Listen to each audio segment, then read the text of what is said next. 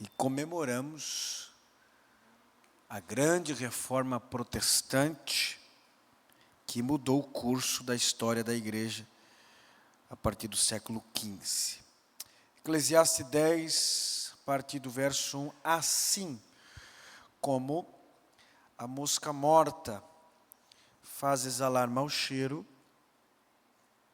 e inutilizar o unguento do perfumador, assim é para o famoso em sabedoria e em honra um pouco de estultícia ou loucura.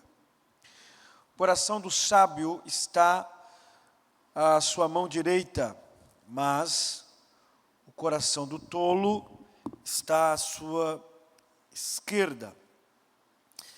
E até quando o tolo vai pelo caminho, lhe falta entendimento, e diz a todos que é tolo. Levantando-se contra ti o espírito do governador, não deixes o teu lugar, porque o acordo é um remédio que aquieta grandes pecados. Ainda há um mal que vi debaixo do sol, como o erro que procede do governador, e tolo, assentando-no em grandes alturas, mas os ricos estão assentados em lugar baixo. Vi servos a cavalos e príncipes que andavam a pé, como servos sobre a terra. Quem fizer uma cova cairá nela, e quem romper um muro, uma cobra o morderá. Quem acarretar pedras será maltratado por elas, e o que rachar lenha expõe-se ao perigo. Se estiver embotado o ferro e não se afiar o corte, então se deve pôr mais forças, mas a sabedoria é excelente para dirigir. Se a cobra morder antes de estar encantada, então remédio nenhum haverá no mais hábil encantador. Nas palavras da boca do sábio há favor, mas os lábios do tolo o devoram. O princípio das palavras da sua boca é a estultícia, e o fim da sua boca um desvario péssimo. Bem que o tolo multiplique as palavras, não sabe o homem que será, e quem lhe fará saber o que será depois dele? O trabalho dos tolos a cada um deles fatiga, pois não sabem como ir à cidade. Ai de ti, ó terra, cujo rei é criança e cujos príncipes comem de manhã. Bem-aventurado tu, ó terra, cujo rei é filho dos nobres e cujos príncipes comem a tempo, para refazer as forças e não para a bebedice. Pela muita preguiça se enfraquece o teto, e pela frouxidão das mãos goteja a casa.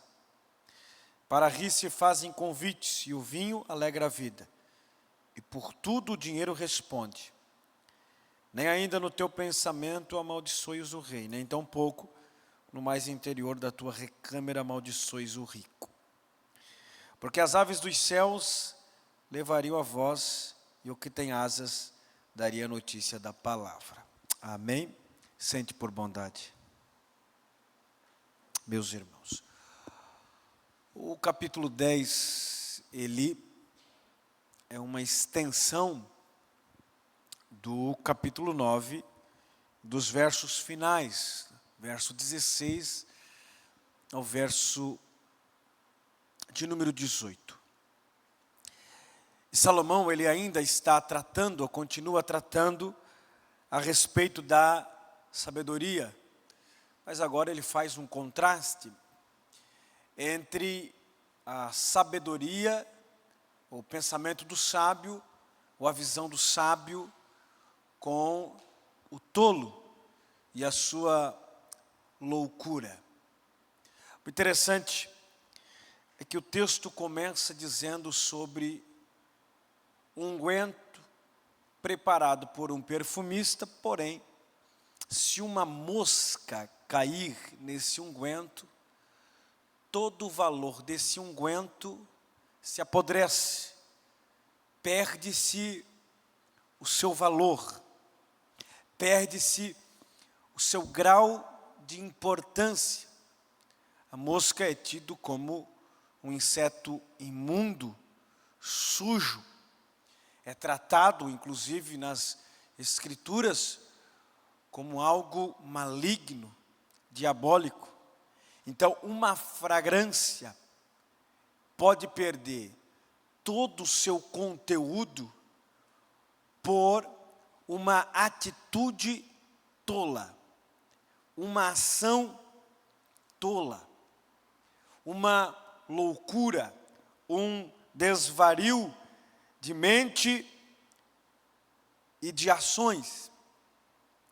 Ele continua dizendo que o coração do sábio está à sua direita e o coração do tolo está à sua esquerda. Até o coração do sábio é de direita. Mas o texto não está dizendo absolutamente nada sobre cunho político. O texto aqui está trazendo a dimensão daquilo que é certo e daquilo que é errado. Daquilo que o coração do sábio deve se aplicar. Enquanto o coração do sábio está ao seu lado direito, isto é, agradando a Deus, servindo a Deus, fazendo a vontade de Deus. O coração do tolo está à esquerda. O coração do tolo está desagradando a Deus. O coração do tolo toma decisões que faz com que a vontade de Deus não seja exercida. O coração do tolo é contrário àquilo que está registrado no Salmo 1. O coração do tolo não é bem-aventurado.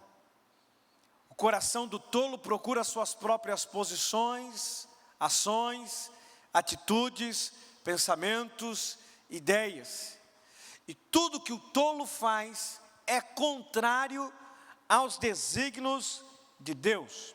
Por isso que Salomão diz que o nosso coração tem que estar à direita, no sentido de agradar a Deus, servir a Deus, cumprir a vontade de Deus, porque o tolo, aquele que toma decisões precipitadas,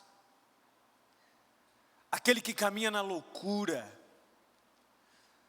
aquele que caminha na desobediência, aquele que faz o seu próprio caminho, lhe falta entendimento e por onde ele passa se percebe que ele é tolo, que ele faz loucuras, que a sua vontade é exercida acima de Deus, e que tudo que está à sua volta lhe falta entendimento.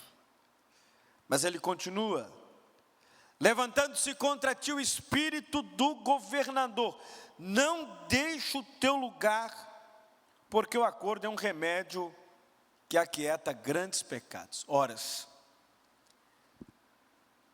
eu posso traduzir isso, inclusive, no seu campo de trabalho, para você entender a aplicação. Se no seu campo de trabalho aquele que exerce autoridade for tolo, não se levante contra. Não haja por impulsos. A sabedoria traz paz. A sabedoria traz alento no seu ambiente de trabalho, com aquele que exerce autoridade. O sábio não provoca guerras, o sábio atrai a paz. Quem provoca a guerra são os tolos. Os tolos provocam guerras, ruínas. Os tolos provocam contendas. Mas o sábio atrai a paz, o equilíbrio, o discernimento.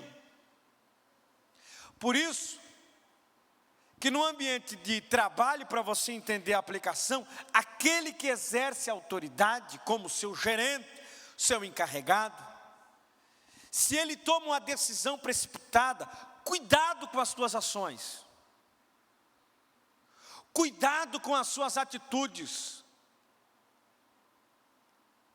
Vá pelo caminho da sabedoria e peça a Deus direção, porque isso traz remédio e aquieta grandes pecados. Se você não vigiar e não cuidar, você pode entrar na mesma loucura daquele que está exercendo autoridade e trazer grandes prejuízos e problemas para você por causa de um tolo. Então é melhor sempre agir com sabedoria, atraindo assim a paz e não as guerras, inclusive no meio da igreja. Há pessoas no meio da igreja que buscam guerras, contendas, conflitos.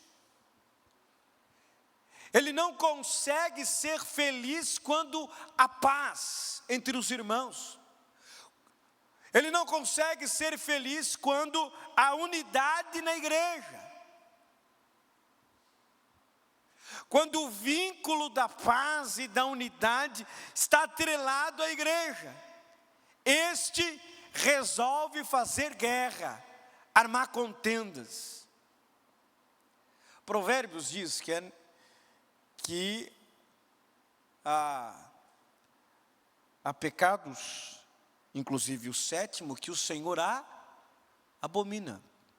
Qual que é o pecado que o Senhor abomina? O que semeia, aquele que planta contenda entre os. Tem gente que é perito em semear contenda.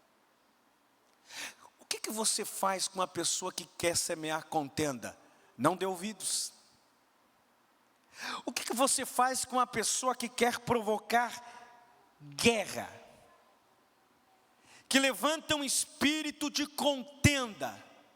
Não dê ouvidos. Não alimente a contenda, mas atrai a paz. Por quê? Porque o tolo sempre fica sozinho.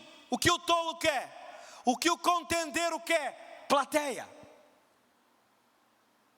Pessoas que estejam ao lado dele, que abracem a causa da guerra. É isso que aquele de espírito altivo deseja, quer. Mas o sábio não dá ouvidos.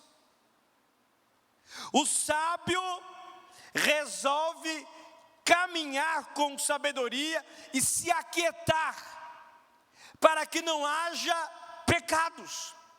Por quê? Porque se eu me misturar com contendeiro, eu também vou estar em contenda e eu também vou estar em pecado. O que se faz com o fofoqueiro? Não dê ouvidos. Todo fofoqueiro quer plateia. Todo contendeiro quer plateia. Aqueles que querem promover guerra, o que eles querem? Plateia. Se você não der ouvidos, ele fica só.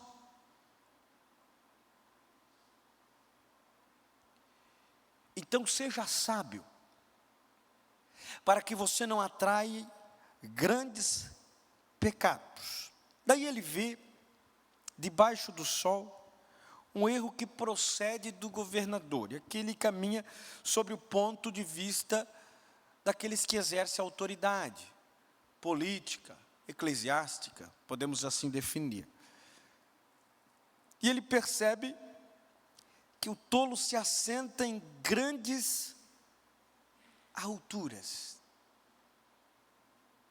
Mas eu posso aplicar também esse texto à minha vida, à minha natureza, ao meu dia a dia. O interessante é que o verso 8 diz: quem fizer uma cova, cairá nela. E quem romper um muro, uma cobra morderá. Isso aqui fala de cuidado, cuidados extremos, vigilâncias extremas. Aquele que arma uma cova, vai cair na própria cova que armou. Aquele que rompe um muro, uma cobra escondida morderá. Isso aqui revela que todo cuidado é pouco. A sabedoria revela que eu não posso fazer uma cova, mas sim plantar no coração das pessoas um esplêndido jardim, e regar, e cuidar, e zelar. Cobra fala daquilo que é perigoso, traiçoeiro. E eu preciso cuidar com os terrenos que eu piso, aonde eu coloco o meu pé. Lá no verso 11 diz: se a cobra morder antes de estar encantada, então remédio nenhum haverá no mais hábil encantador. Isto é, se eu não tomar cuidado, todo profissional que encanta as cobras, como a gente vê nos países árabes ou lá na Índia, se ela picar antes, todo o trabalho desse encantador será inútil, porque não houve cuidado, não houve preparo, não houve vigilância. Eu tenho que cuidar com os terrenos aonde eu piso, aonde eu coloco o meu pé. Eu tenho que cuidar com os relacionamentos que eu vou criando. A nossa mesa não pode ser um ambiente de ruína, de podridão, de cobras.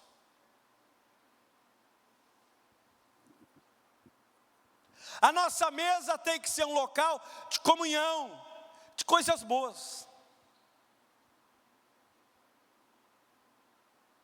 Se você leva para a sua mesa coisas ruins, seus filhos vão crescer ouvindo coisas ruins que são contadas na mesa, e a mesa do seu filho também será um local de conversas ruins, relacionamentos ruins, ideias ruins, pensamentos ruins.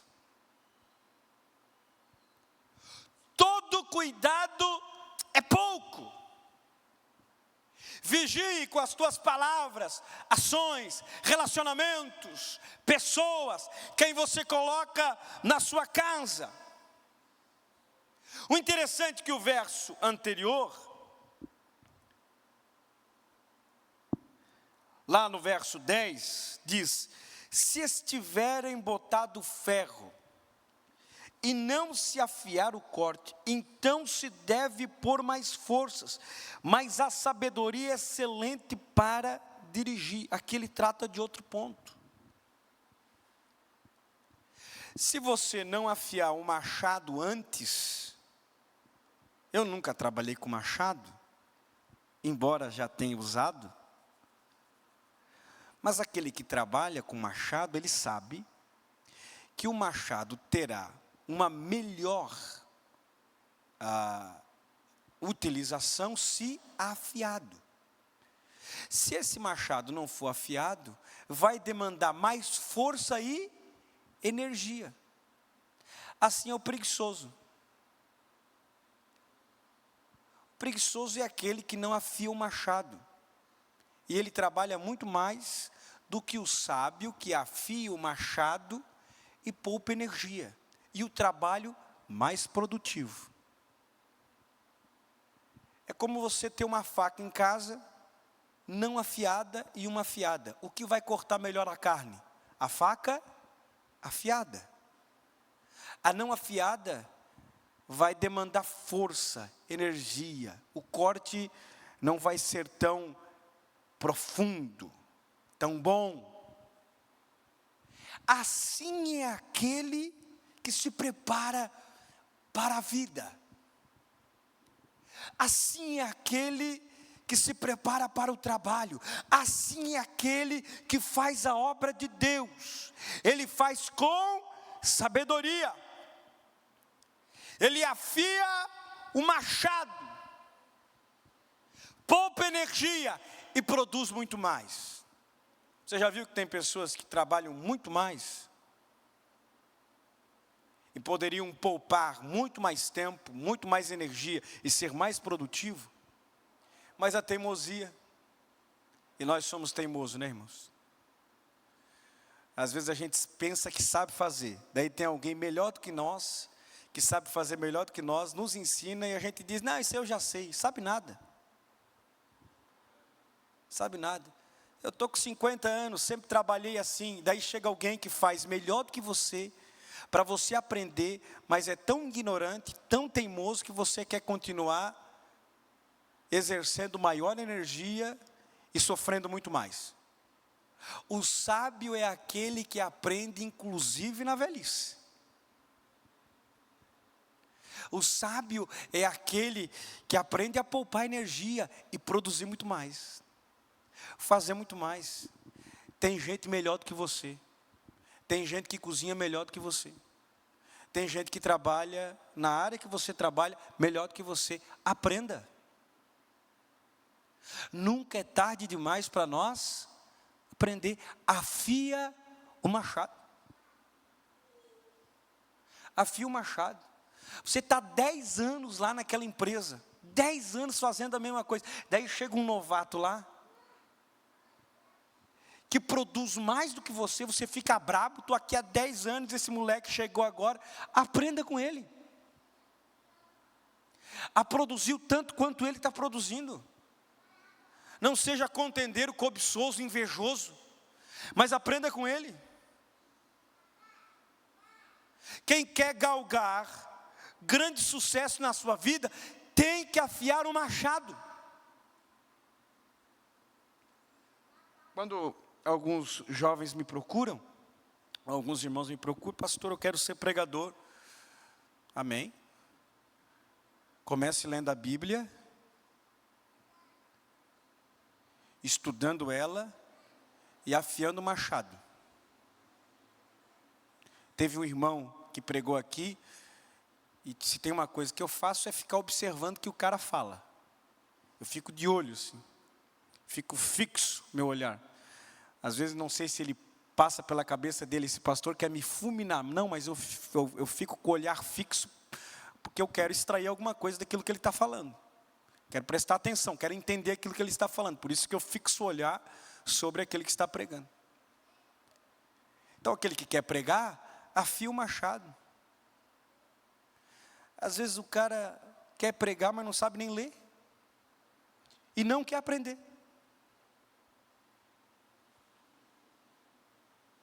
Não quer fazer um curso teológico, não quer se preparar, não quer se aprofundar, mas quer pregar. Daí vem para cá, num português bem claro para você entender, e bem chulo, vem para cá encher linguiça. E daí eu digo para você que tem culto chato sim, tem culto chato. De pessoas despreparadas, desqualificadas, que não afiam o machado, e vem para cá falar um monte de abobrinha, a gente não vê a hora de acabar e ir embora. O culto quem faz somos nós, é óbvio que eu faço o meu culto ao Senhor.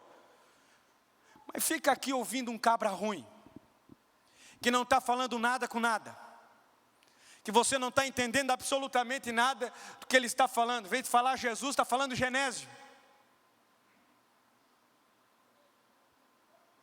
Ser simples não significa ser ignorante.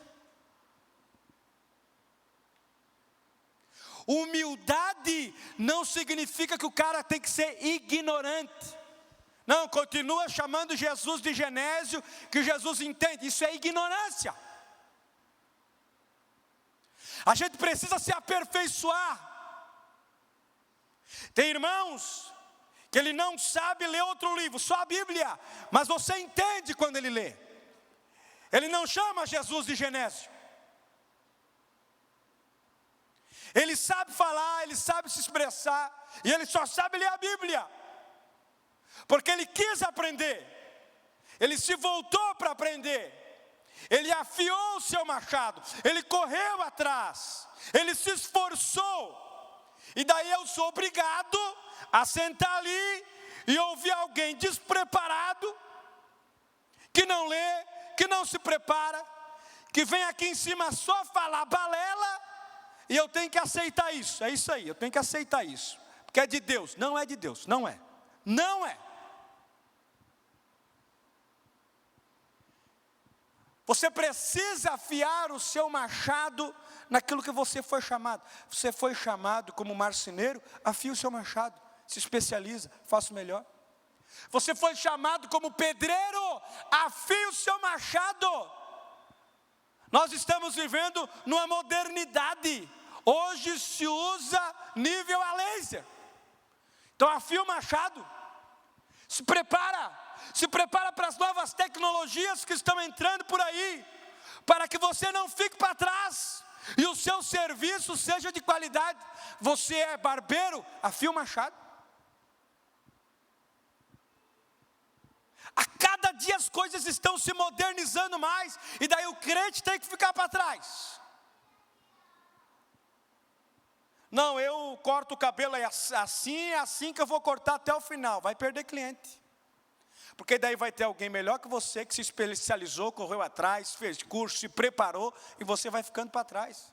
Não, eu só corto assim. Aqui na minha barbearia a gente não corta de outro tipo. Tranquilo, obrigado, eu vou ali no vizinho, que o vizinho corta. Perdeu um cliente, perdeu dinheiro, perdeu oportunidade. É cozinheiro? Tem irmãs aqui que cozinham maravilhosamente bem. Minha mãe, minha esposa, irmã Simone, entre outras irmãs. Mas trabalha no ramo, se especializa. Se especializa. Afia o seu machado.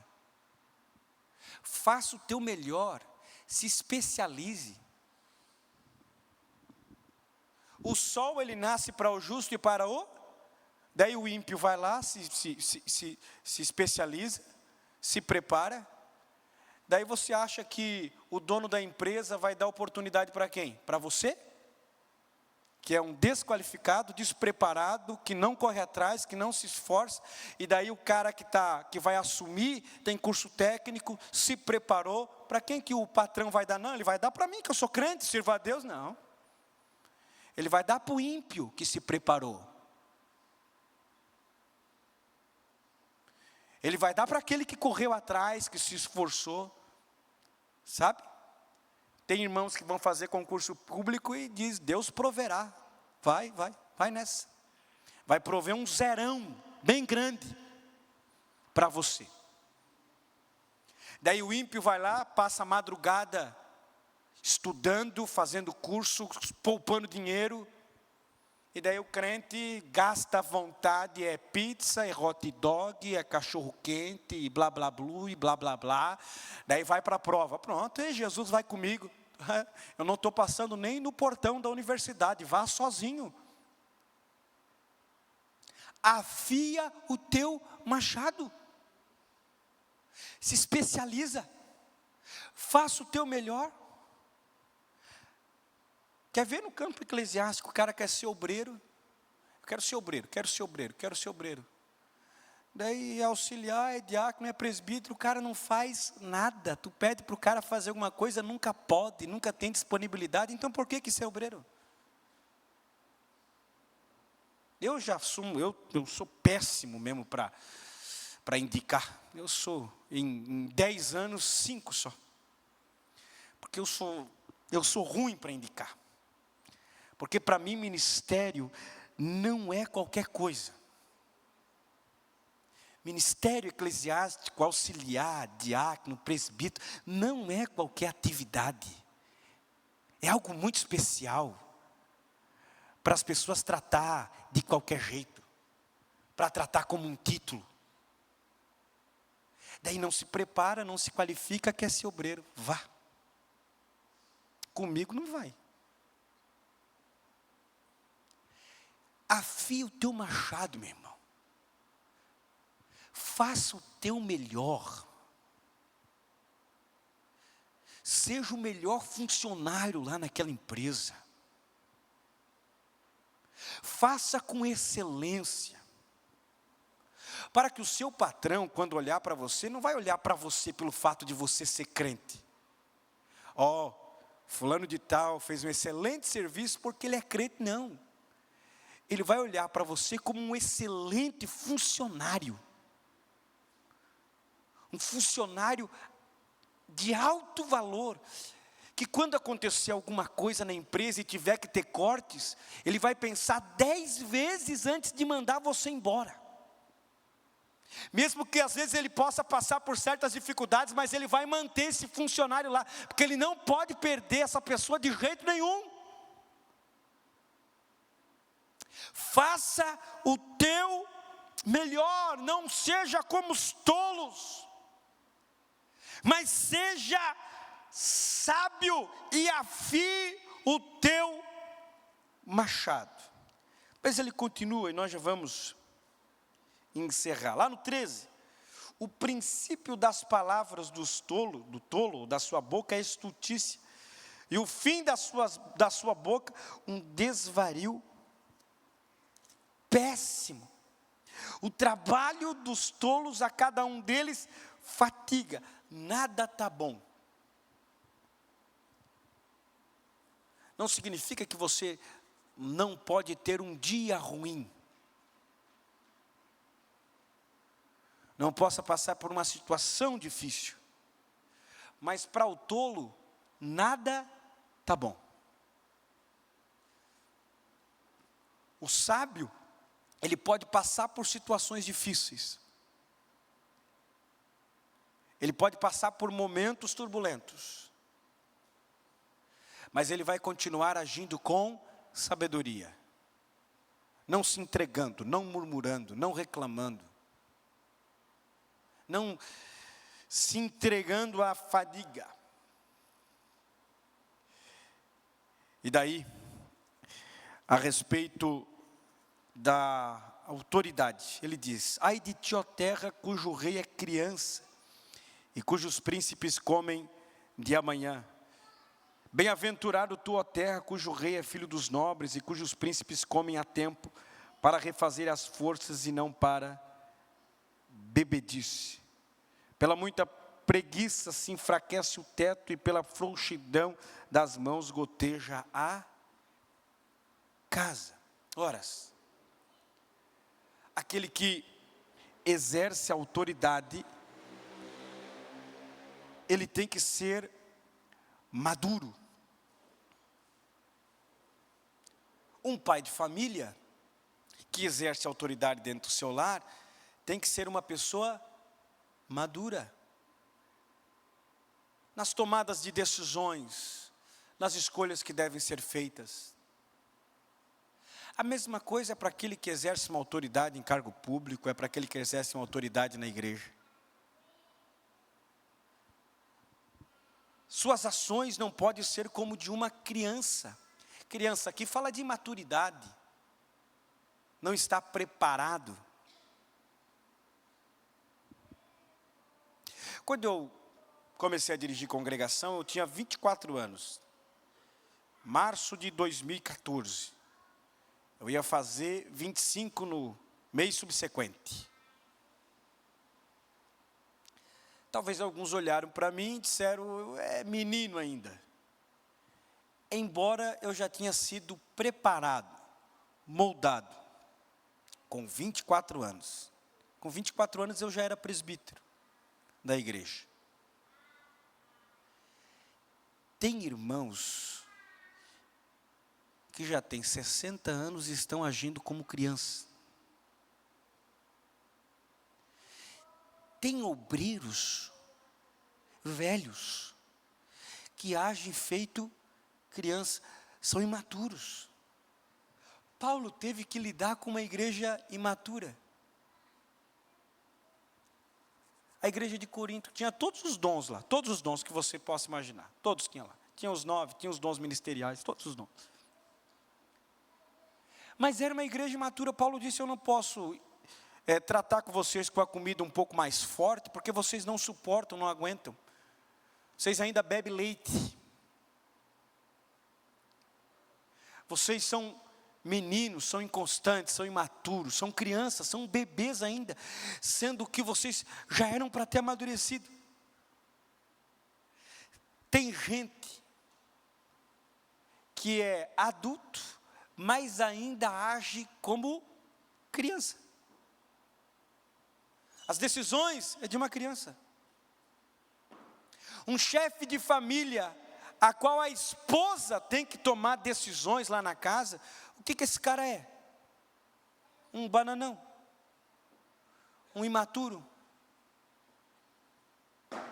Daí depois você olha, quem manda lá? Quem manda lá é a mulher. Mas por quê? Porque o cara não sabe tomar decisão, não tem controle familiar.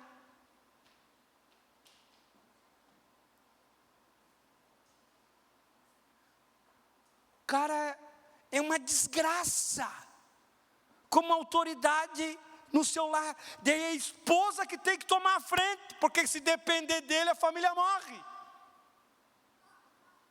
A família adoece. Não cresceu ainda. Não amadureceu, não desenvolveu. E a tendência é essa família se ruir, porque a autoridade nunca é para estar sobre a esposa. Nunca. E não é questão de ser machista, não, é questão puramente bíblica. A mulher é o vaso mais frágil. Tanto é que Paulo diz que o marido deve amar a sua esposa como Cristo amou a igreja. Isso é entrega. Ele se sacrifica, ele se entrega em prol da sua esposa. E a esposa tem que ser submissa, está ao lado do esposo. Isso não revela escravidão, como alguns pensam por aí. Então quer dizer que a mulher tem que ser escrava. Não, não é isso não. Submissão ali é a mulher que está ao lado, é a mulher que apoia, é a ajudadora, é aquela que ajuda o seu esposo a ser sábio. Essa é a mulher submissa. Mas quando o homem não exerce autoridade dentro do seu lar, e a esposa tem que usar essa autoridade, nós temos uma disfunção dentro dessa casa. Por causa de um homem que não cresceu, que não desenvolveu, que não amadureceu. Obreiros que são infantis. Uma coisa é um obreiro brincalhão. Eu sou brincalhão, meu irmão, você já me conhece. Só que eu sei dividir as coisas. Tem gente que não sabe. Tem gente que não sabe separar as coisas. Há momento de você ser sério, há momento de você rir, há momento de você tomar decisões um pouco mais enérgicas e duras, que não são fáceis de ser tomadas, há momento de você recuar. Mas tem gente que não cresceu, não amadureceu, não desenvolveu. Obreiros que não desenvolveram, não cresceram, não amadureceram. Com traumas emocionais, com vitimismo. Quer ver uma coisa que me enoja? É gente se vitimizando. Eu não tenho mais paciência. Para gente que vive se vitimizando. É a síndrome da Gabriela. Eu nasci assim, eu cresci assim, vou morrer assim, vou viver assim. É o diabo isso. não cresceu, não amadureceu. Mas bem-aventurado é a terra cujo rei é filho dos nobres, e cujos príncipes comem a tempo, para refazerem as forças, e não para a bebedice. Bem-aventurado são aqueles a qual seu coração é amadurecido. Está entre os nobres, anda com sabedoria, não com loucura e estultícia, mas é alguém confiável, é alguém que você pode olhar como uma referência de autoridade, de eficácia, de consistência, de abundância. Esses são bem-aventurados. E nós finalizamos no verso 19. Salomão diz: para rir se fazem convites, e o vinho alegra a vida, e por tudo o dinheiro responde. Esses são os tolos. E aqui fala-se muito a respeito do governo. Salomão está falando a respeito de cunho político. Aqueles que só respondem por dinheiro, só faz por dinheiro, só ajuda se tiver dinheiro, só estende a mão por dinheiro. Isso é o corrupto, né? Isso é o imoral. E parece que Salomão está vivendo no Brasil, né? Parece que quando Salomão está escrevendo, ele está pensando no Brasil. Que aqui é tudo por dinheiro. Molha a mão. Desculpa falar a respeito disso, mas isso é necessário. Nós somos cidadãos, precisamos exercer cunho político, precisamos exercer o voto, precisamos escolher bem nossos representantes. É necessário sim nós termos representantes cristãos que servem a Deus, que têm vida ilibada lá. Mas ultimamente a igreja tem virado palanque político.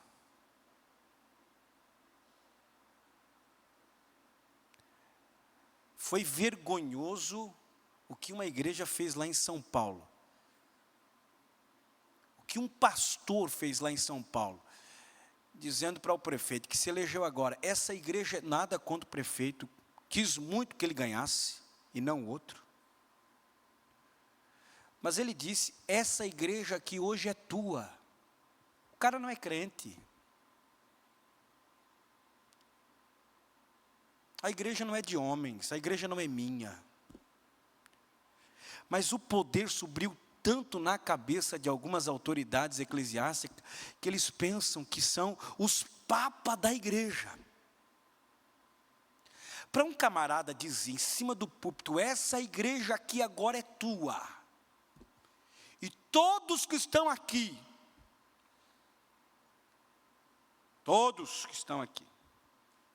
estão contigo.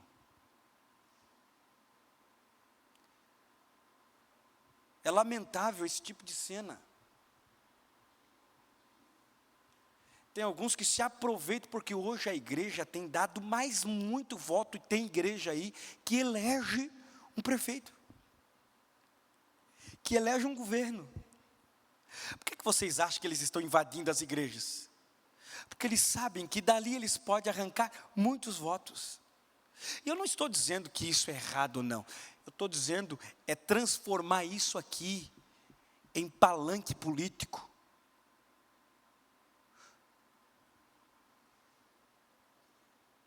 É transformar isso aqui numa ideia de que quem vai dominar a igreja, como esse camarada falou no púlpito, é o prefeito da cidade. Não.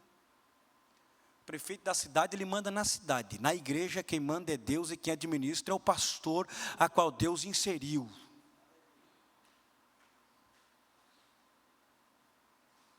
Então eu me preocupo muito com isso.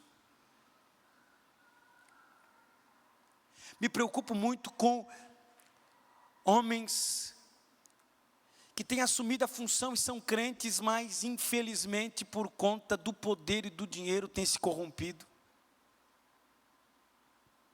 Camarada, há tempos atrás, atacava a corrupção, atacava o comunismo. Filho de um grande cantor, se eu não estou enganado, não sei se é filho ou se é sobrinho, do Osés de Paula, o cara abraçado com o comunismo, bajulando aquilo que ele vomitava.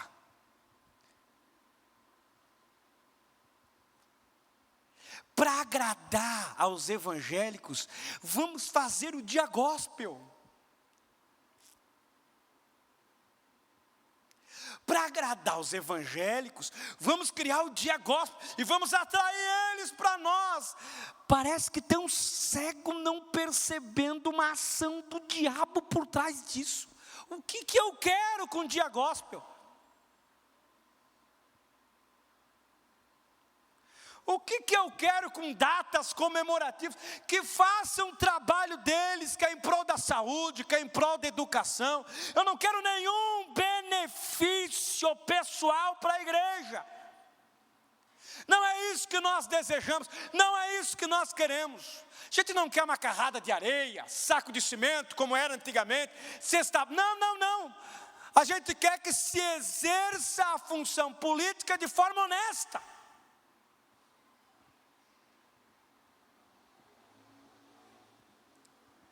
Daí para agradar, vão atrair eles. E daí aquele que arrotava em cima do comunismo, que dizia que era coisa do diabo, hoje está de mão dada.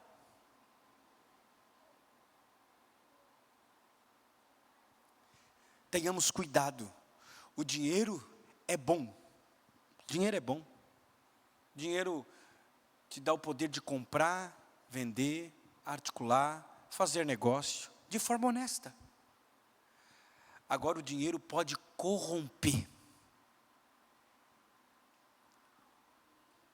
O pecado é tão cruento sobre a vida desses homens que eles já são ricos, meu irmão. Eles chegam lá e eles já são, não precisa de dinheiro. Mas o pecado é tão dominado no coração deles que eles querem mais. Eles não se contentam com aquilo que têm, eles querem sugar o que podem. E daí, sofre todos, não só a igreja, toda a sociedade.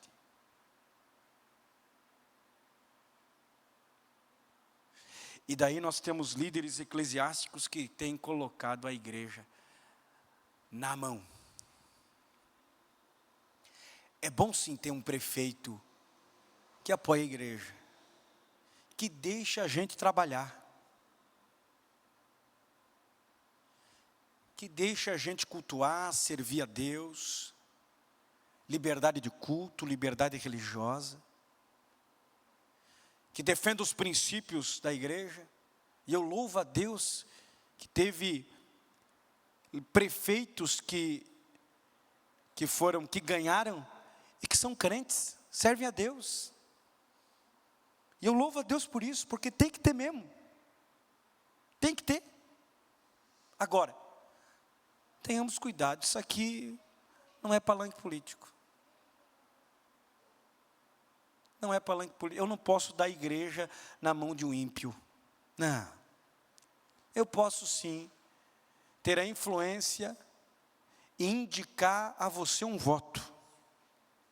Em quem você votar, às vezes tem dúvidas.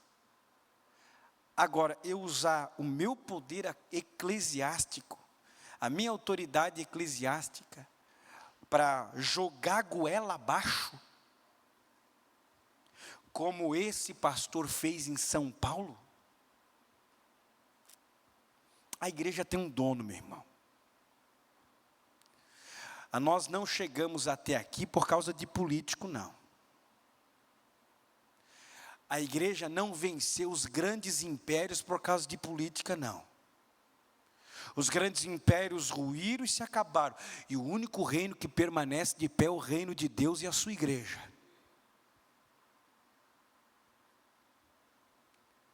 Que nós possamos caminhar em honestidade, servindo a Deus com sabedoria, afiando o nosso machado, fazendo o nosso melhor. Pode ser que isso que eu falei repercuta mal para alguns. Pode ser que isso que eu falei aqui seja interpretado de forma errada por alguns, mas estou nem aí. Que nós possamos ser honestos, ser fiéis a Deus. Que o pastor lá de São Paulo, pode ser, dificilmente ele vai ver esse vídeo, mas se ver pode ficar chateado. E daí ele tem bem mais força do que eu, e falar um monte de besteira contra mim. Mas amém, mas dificilmente, raro ele ver esse vídeo. Muito raro, a não ser que alguém mande para ele. Mas se ele souber, amém. Que fique sabendo.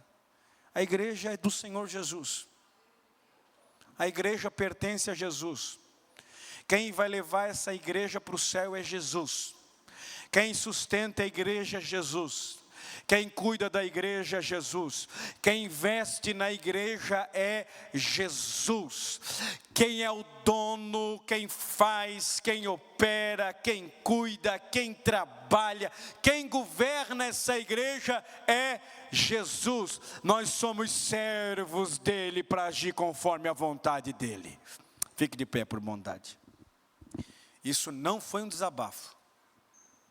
Não entenda como um desabafo. Estou trazendo algo por dentro daquilo que está escrito. Que sejamos irmãos cheios do Espírito Santo, exercendo o nosso melhor, fazendo o nosso melhor, não corrompendo o nosso coração, não se vendendo por nada, mas mantendo a nossa honestidade, nossa vida ilibada, nossa confiança no Senhor, que tem cuidado de nós. Vamos orar? Pai, nós oramos. Nós queremos te agradecer, te louvar. Obrigado, Jesus, pela oportunidade que o Senhor nos concede de ouvirmos a sua palavra, de sermos orientados por ti, de sermos levados a entender a tua palavra. Continue me dando graça, sabedoria, conhecimento, porque eu dependo de ti. Eu não sou, não posso, não consigo, mas tu és, pode e consegue. E sou teu servo, Senhor, para exercer o meu papel, que é ensinar o rebanho, que é ensinar esta igreja, que é tua, não é minha. É tua essa igreja. Esta obra aqui é tua, este reino é teu. Continue abençoando a vida dos meus irmãos, fortalecendo. Que nós possamos afiar, Senhor meu Pai, a nossa espada. Que possamos afiar as nossas ferramentas para nós fazermos o melhor sobre aquilo que o Senhor colocou em nossas mãos para fazer. Sobre as responsabilidades que o Senhor colocou em nossas mãos. E com sabedoria nós vamos exercer. Com sabedoria vamos fazer. Com sabedoria vamos nos doar a fazer o melhor para ti e o melhor para o teu reino. Nós te louvamos, te agradecemos. Em nome de Jesus.